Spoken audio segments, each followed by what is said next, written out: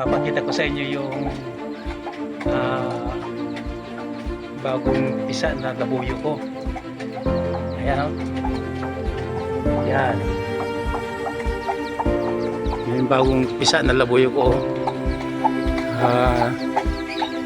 2 days na. Yan, i-update ko kayo sa sa mga sisiyo ko na labuyo ko. Yan o. Ito yung mga labuyo ko. Sana mayroon ding mahalo dyan na lalaki. Mas pabor para sa akin na para sa akin lang mas marami yung babae kaysa lalaki sa ngayon.